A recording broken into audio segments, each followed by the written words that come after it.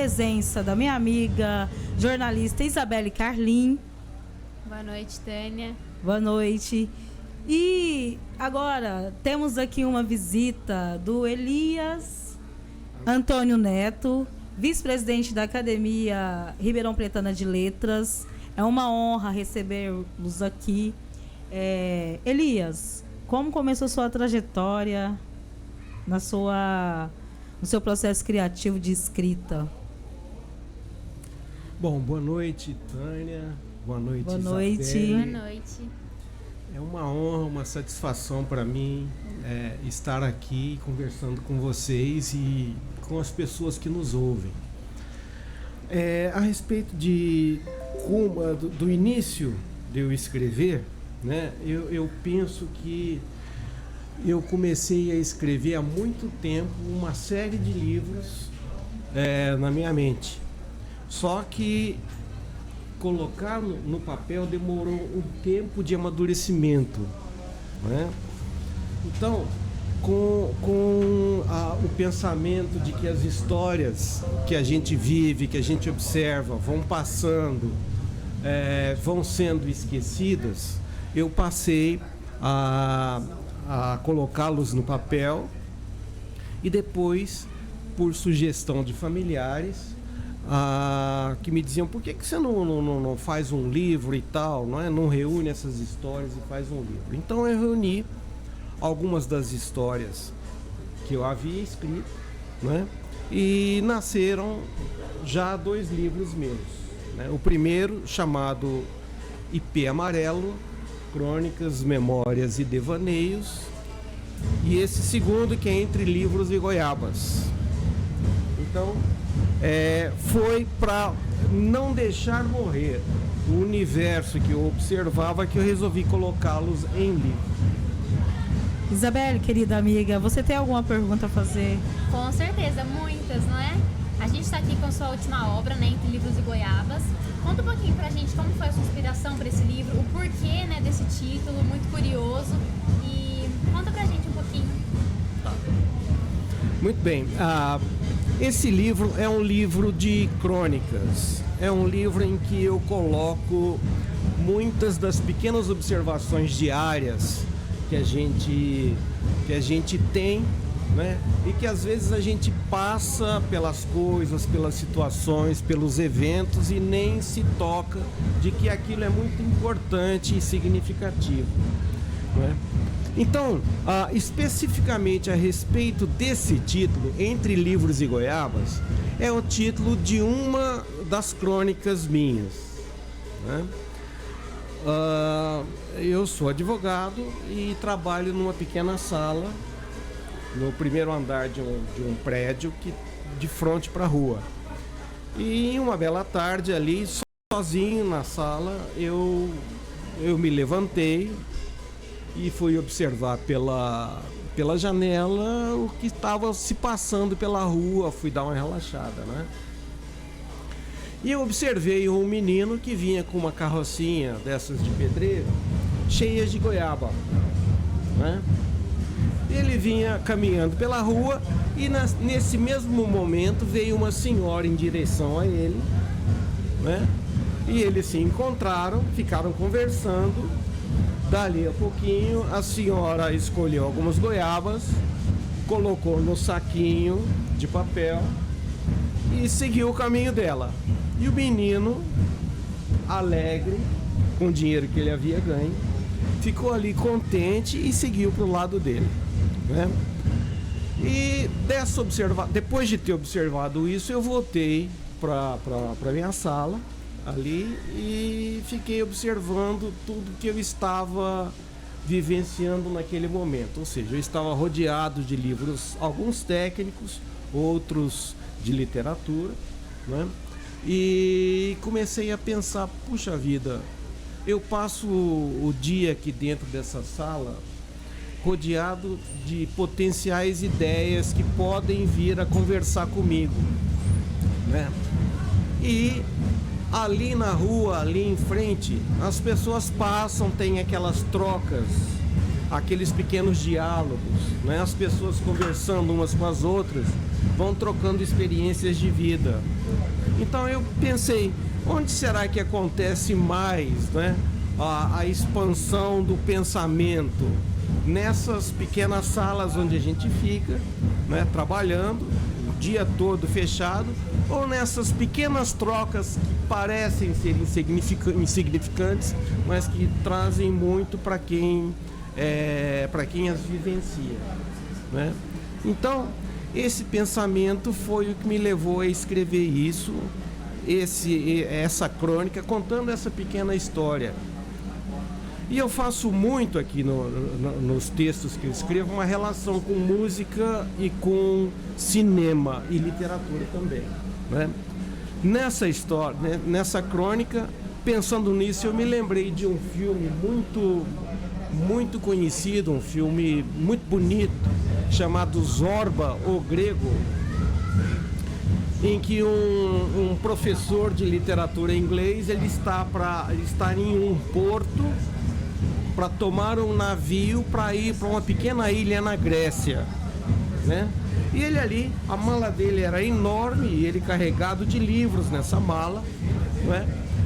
Esperando a chegada do navio dele, quietinho no canto dele. E o navio ia se atrasar porque estava acontecendo um temporal, né?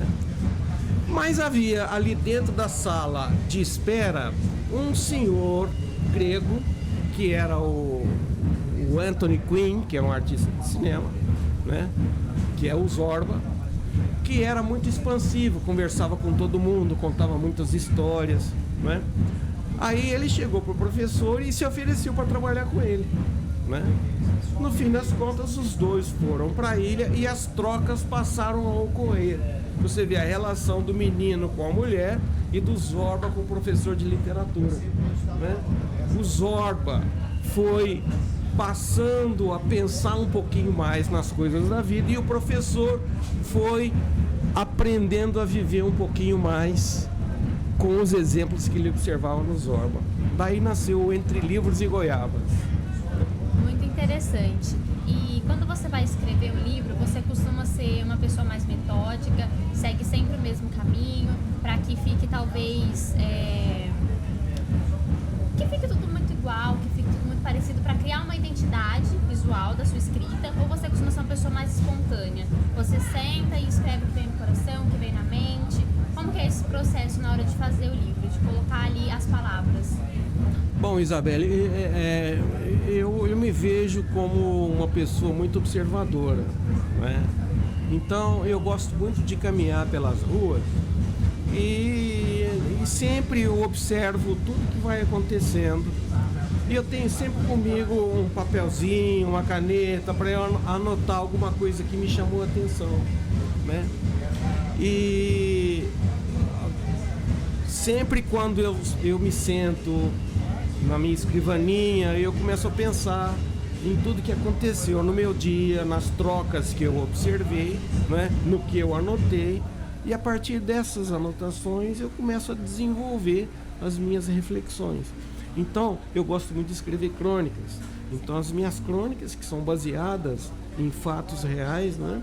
Eu passo a trazê-las para o meu universo e com base nelas eu tento expandir para o significado, para o que aquilo me acrescentou ou a que aquilo me remeteu, não é?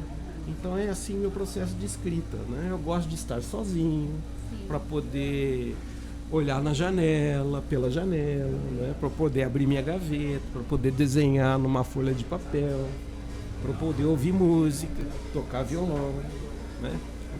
É isso. Então, companheira Tânia, pode prosseguir. Qual a dica que você daria para iniciantes começar esse processo de escrita? Cada um, Tânia, eu penso que cada um tem tanta coisa para contar, né? E que as histórias que a gente vive, que a gente vivencia, se a gente não compartilhar com as pessoas, a tendência é que elas desapareçam. A gente vai embora e leva um universo tão rico de coisas que são muito pessoais, né? Então, todo mundo tem muito o que contar. Anote aquilo que te chamou a atenção, pense a respeito daquilo que você observou, né? E vai chegar um momento em que você vai querer desenvolver aquilo que você viu e que você sentiu que te acrescentou alguma coisa. A dica, se é que eu posso chamar de dica, né? Mas a maneira com que eu penso é que tudo é importante. Você é que vai dar o tempero naquilo que você observou, né? O que aquilo te acrescentou? O que aquilo que você observou mexeu com você? Como é que aquilo fez você crescer, né?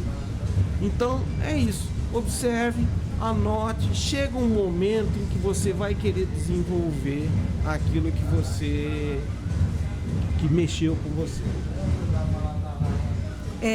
Elias, você estando na Academia Ribeirão Pretana de Letras como vice-presidente, qual que é o papel fundamental de um olhar literário dentro da academia nesse processo de encontro de escritores daqui da cidade de Ribeirão Preto? Qual é o processo? O encontro de vocês na Academia Brasileira Ribeirão Pretana de Letras, qual que é a temática de vocês ali? Como você está à frente da vice-presidência? Qual que é o estilo de organização que vocês têm para manter essa academia tão viva, tão cheia de história, tão cheia de literatura? Muito bem. Uma academia de letras tem uma função grandiosa na construção do pensamento do ser humano e da identidade de um povo, por intermédio da literatura. Na Academia Ribeirão Pretana de Letras, onde eu estou tendo a honra e o privilégio de exercer uma função tão importante, nós nos reunimos mensalmente. Há uma reunião de diretoria e é uma reunião também para eventos culturais, né? E os eventos culturais que acontecem na academia são para todos que quiserem participar, né? Estarem ali conosco, conversando sobre literatura, conversando sobre música, conversando sobre arte, não é? Mas principalmente conversando sobre literatura, não é? Uma academia,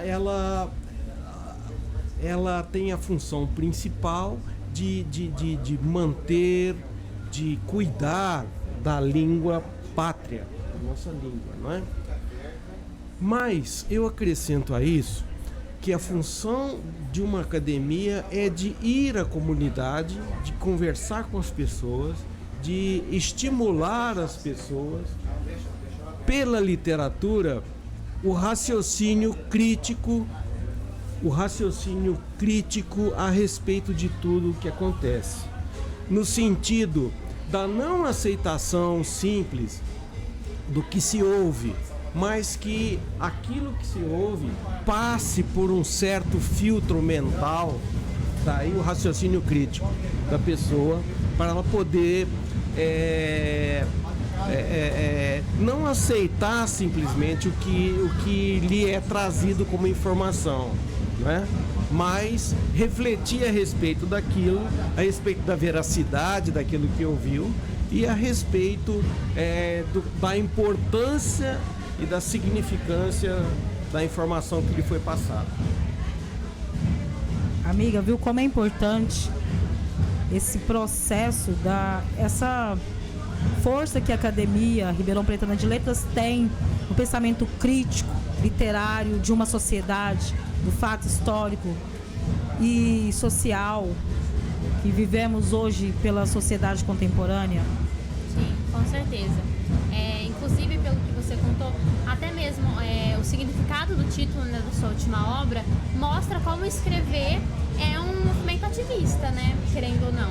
Ali a gente fala um pouco da realidade da sociedade em que a gente vive de forma artística, né?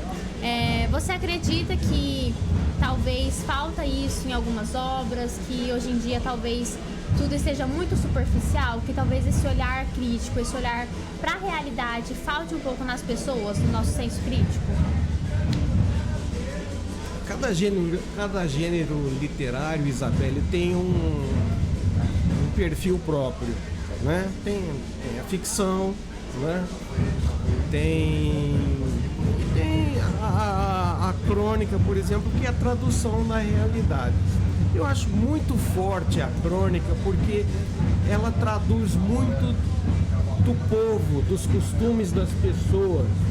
Daí a tradução que ela faz da identidade cultural de um povo, de uma comunidade, né? Para você ver, um dos grandes cronistas brasileiros, que era o João do Rio, né? Ele era jornalista também. Até então o jornalista aguardava ali no jornal a notícia chegar a ele para que ele escrevesse a notícia para transmitir a notícia em jornal, em revista, seja lá o que fosse. Mas o João do Rio foi aquele que ele saiu do escritório de trabalho dele e foi à comunidade. Então ele no palavrear dele, ele era um flaneur, né? Ele caminhava pelas ruas observando as pessoas, né? E ele mesmo colhendo as histórias, né? Para poder contar, né? Para poder registrá-las, né? No jornal, em livro e tudo mais, né? Então, eu não sei se eu desviei da pergunta que você me fez. Não, deu para compreender. É isso, né? Pouco antes da gente iniciar a entrevista, você comentou que já está em processo de produção o seu terceiro livro, né? Isso. Você pode dar pra gente algum spoiler, por enquanto? Com o maior prazer. Isabelle, eu gosto muito de música e minha casa de infância, eu tinha como vizinho um maestro, né? E esse maestro, ele era aula de música o dia todo. E da minha janela, do meu quarto de dormir, né, eu ouvia ensaios o dia todo, né? E eu me lembro muito bem, em época de carnaval, ele tinha banda de carnaval e os ensaios eram ali no barracão da casa dele, né? Nos bailes de debutantes, ele formava a orquestra e tinha aquela orquestra que era Beneath Orquestra, né? Então, eu acho que eu fui impulsionado por uma série de músicas, né? Inclusive esse maestro foi meu primeiro professor de violão, né? E nesse impulso, Isabelle, de música, depois eu fui morar em Uberlândia, morar em República, né? E o que movia a República era a música, com violão, com saraus de poesia mesmo, né? Eu fui colhendo uma série de músicas que eu venho carregando a vida toda, né? Então,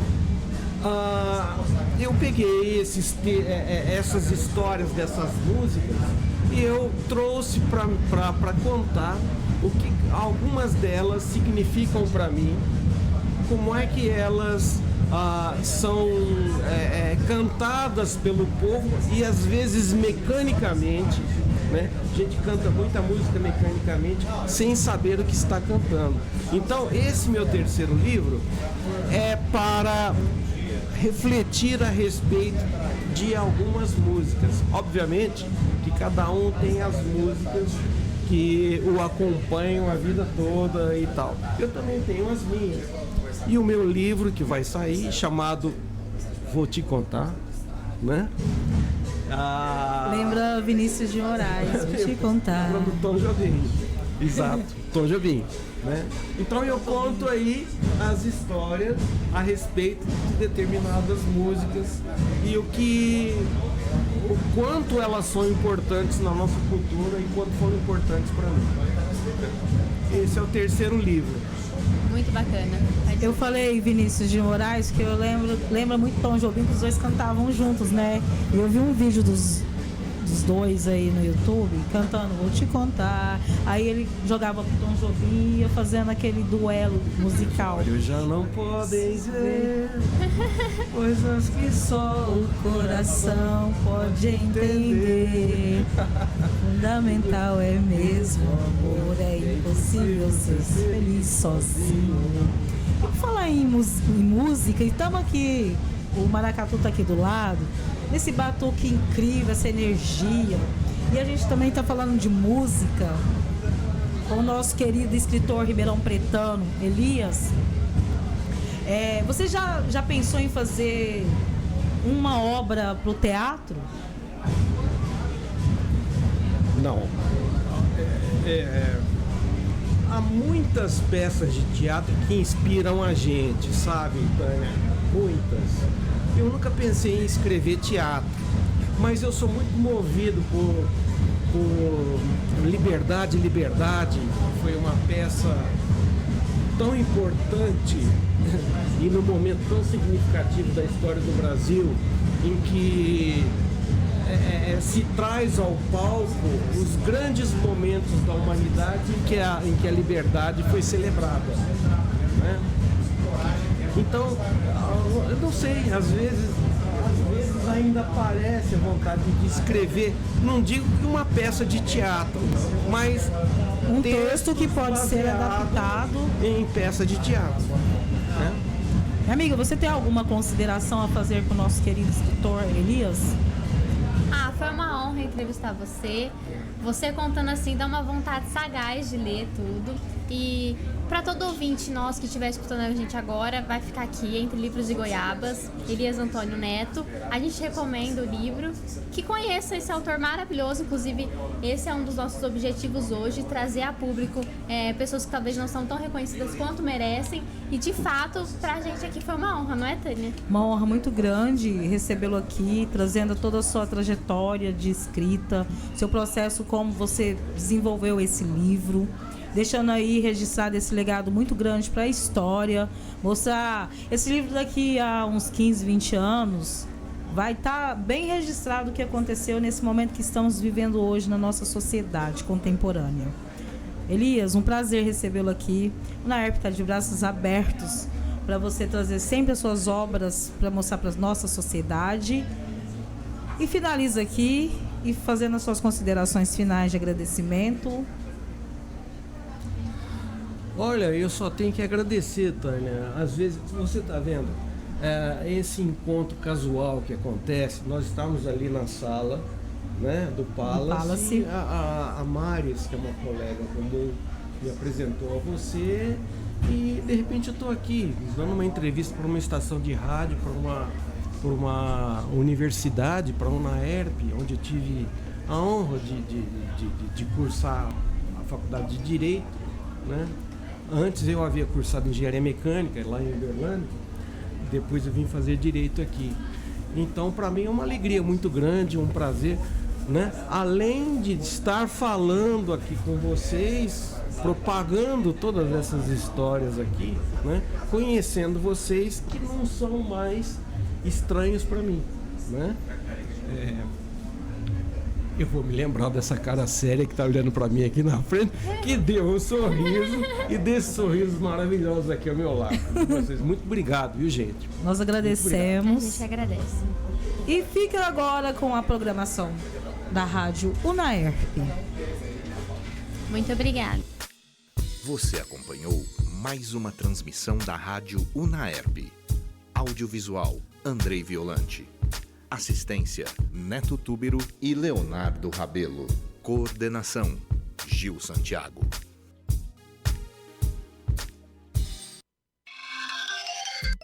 Rádio UNAERP.